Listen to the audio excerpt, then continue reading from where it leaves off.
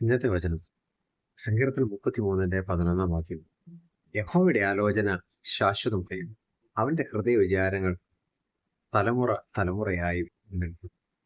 സങ്കീർത്തനം 33 വചനത്തിന്റെ ശക്തി എന്തെന്ന് നമുക്ക് കാണുവാൻ സാധിക്കുന്നത്. 9-ാമത്തെ വചനം പ്രത്യേകമായി നമ്മോട് പറയുന്നത്, ദൈവം പറഞ്ഞു, അങ്ങനെ തന്നെ സംഭവിച്ചു. 11-ാമത്തെ വാക്യം നമ്മോട് പറയുന്നത്, ദൈവം ഓരോ കാര്യങ്ങളും പ്ലാൻ ചെയ്യുന്നത് അത് എന്നേക്കും നിലനിൽക്കാൻ വേണ്ടിയാണ്. God's plan stands for ever. ഈ വചനത്തിൽ രണ്ട് കാര്യങ്ങൾ നമുക്ക് കാണാൻ സാധിക്കുന്നു. ഒന്ന്, യഹോവയുടെ ആലോചന, കൗൺസിൽ ഓഫ് ഗോഡ്. മനുഷ്യന്റെ പ്ലാൻ മാറും, സർക്കാർ മാറും, ട്രെൻഡ് മാറും, നിന്റെയും എന്റെയും മൂടും മാറും.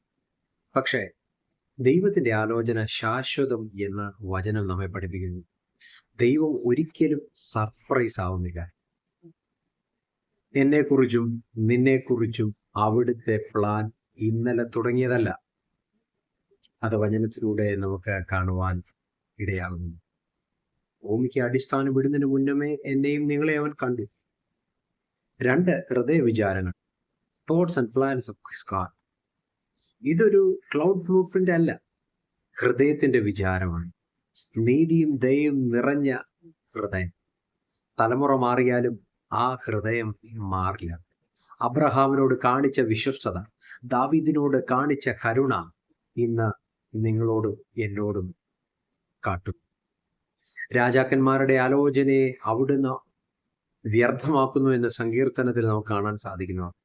പക്ഷേ ദൈവത്തിന്റെ ആലോചനയെ ആർക്കും മാറ്റുവാൻ, മറിക്കുവാൻ സാധ്യമല്ല. നിന്റെ ജീവിതത്തിലെ ശൂന്യത ദൈവത്തിന്റെ കൗൺസിലിനെ തകർക്കുന്നു. ഡിലേ വരാം, ദൈവത്തിന്റെ പ്ലാൻ എക്സ്പയറി ആകുന്നില്ല. It stands for ever. അത് നിത്യമാണ്. എങ്കിൽ ഇപ്പോൾ ആയിരിക്കുന്ന പ്രതിസന്ധി അത് കണ്ട് പേടിക്കാനല്ല. ദൈവത്തിന്റെ പദ്ധതികൾ എൻ്റെ ജീവിതത്തിൽ നിറവേറാൻ പോകുന്നു എന്ന് വിശ്വസിക്കുക.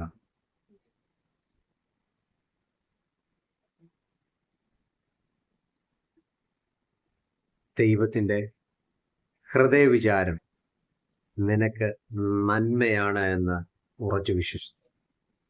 അതിനായി ഈ വചനം സഹായകരമാകട്ടെ. God bless you.